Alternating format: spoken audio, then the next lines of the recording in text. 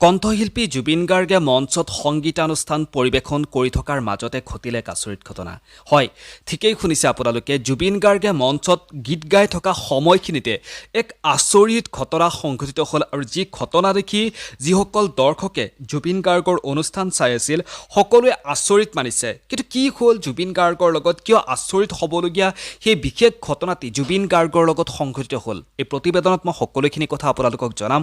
আশা কৰিছোঁ এই প্ৰতিবেদন আপোনালোকে আৰম্ভণিৰ পৰা শেষলৈকে চাব। যিহেতু জুবিন গাৰ্গে এই বহাগ বিহুৰ এই সময়খিনিত অসমৰ ইমূৰৰ পৰা সিমূৰলৈ তেওঁ সংগীতানুষ্ঠান পৰিৱেশন কৰি ঘূৰি ফুৰিছে। তিতা মিঠা বহুতো অভিজ্ঞতা কণ্ঠশিল্পী জুবিন গাৰ্গে গোটাইছে।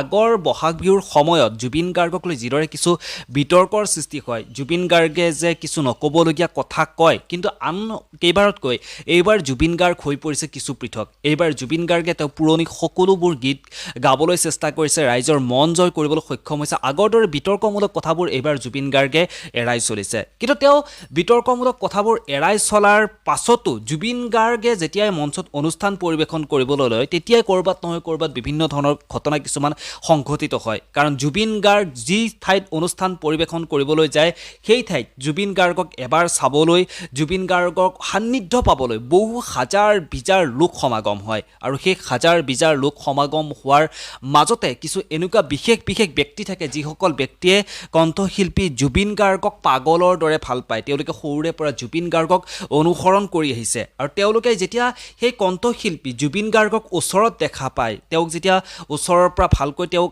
দেখা পায়, তেওঁ গীতবোৰ শুনে, তেওঁক এবাৰ চুই চাবলৈ বিচাৰে, তেওঁৰ কাষত যাবলৈ বিচাৰে। কিন্তু জুবিন গাৰ্গৰ কাষত যিহেতু জুবিন গাৰ্গৰ সুৰক্ষা দিয়াৰ বাবে কিছু ব্যক্তি থাকে, আপোনালোকে সকলোৱে গমেই পায়। গতিকে সেই সকলৰ কাৰণে বহুৱে কিন্তু জুবিন গাৰ্গৰ কাষত যাবলৈ সেই সুবিধাকণ নাপায়। জুবিন গাৰ্গৰ কাষত গ'লেও জুবিন গাৰ্গৰ সুৰক্ষাত যিসকল ব্যক্তি থাকে তেওঁলোকে বাধা আৰোপ কৰে। কিন্তু এজনী বিশেষ ছোৱালীয়ে জুবিন গাৰ্গৰ মঞ্চৰ অনুষ্ঠান চলি থকাৰ মাজতে, যিহেতু আপোনালোকে গমেই পায় আজিৰ পৰা দুদিন আগত মংগলদৈত জুবিন গাৰ্গৰ সংগীতানুষ্ঠান আছিল।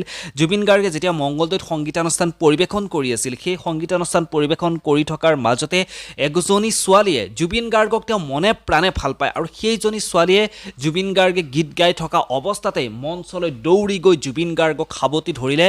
জুবিন গাৰ্গক সাৱটি ধৰি হুক হুকাই কান্দিলে। আপোনালোকে এটা কথা ভাবিব পাৰে যে এজন ব্যক্তি কিমান ভাল পালে, এজন শিল্পীক কিমান ভাল পালে তেনেকৈ শিল্পীজনৰ ওচৰত গৈ শিল্পীজনৰ বুকুত মূৰ গুজি শিল্পীজনক সাৱটি ধৰি হুক হুকাই কান্দিব পাৰে। সেইগৰাকী ছোৱালীয়ে জুবিন গাৰ্গৰ মঞ্চ অনুষ্ঠান পৰিৱেশন কৰি থকাৰ সেই সময়খিনিতে সকলো বাধা ফালি জুবিন গাৰ্গৰ কাষত গৈ জুবিন গাৰ্গক সাৱটি ধৰি হুক হুকাই কান্দিলে। গতিকে জুবিন গাৰ্গৰ এই ঘটনা দেখি, জুবিন গাৰ্গক এইদৰে সাৱটি ধৰা দেখি, জুবিন গাৰ্গৰ প্ৰতি এই মৰমবোৰ দেখি কিন্তু দৰ্শকসকল সকলোবোৰ আচৰিত হৈ পৰিছে। ইতিমধ্যে ঘটনাটি নিউজ চেনেলবোৰত ইতিমধ্যে প্ৰচাৰ কৰিছে। নিউজ চেনেলবোৰ হয়তো এই ঘটনাটো আপোনালোক সকলোৱে দেখাই পাইছে। গতিকে এজন শিল্পী হ'লে, যেতিয়া শিল্পী এজনে ৰাইজৰ মনত স্থান লয়, ৰাইজৰ মনত যেতিয়া বাস কৰে, তেতিয়াহ'লে এনেকুৱা ধৰণৰ ঘটনাবোৰ সংঘটিত হয়। আচলতে এয়া জুবিন গাৰ্গৰ প্ৰতি ৰাইজৰ থকা মৰম, জুবিন গাৰ্গৰ প্ৰতি থকা ৰাইজৰ বিশ্বাস। যিহেতু এই 90 দশকৰ পৰাই জুবিন গাৰ্গে সংগীতানুষ্ঠান পৰিৱেশন কৰি আছে, ৰাইজৰ মন জয় কৰিবলৈ সক্ষম হৈছে। তেওঁ বহুতো ভাষাতে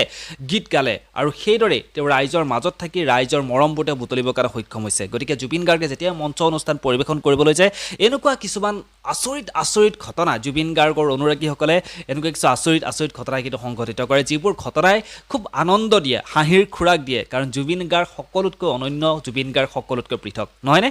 বাকী এই প্ৰতিবেদন চাই আপোনালোকে ভাল পালে বুলি আশা কৰিছোঁ আৰু এনেধৰণৰ খবৰবোৰ পাই থাকিবলৈ আপোনালোকে RS নিউজ এই চেনেলটো ছাবস্ক্ৰাইব কৰি ৰাখিব বুলি আশা কৰিছোঁ। আৰু এই প্ৰতিবেদনৰ পৰা ইমানতে বিদায় লওঁ, পুনৰ লগ পাম। জয় আই অসম।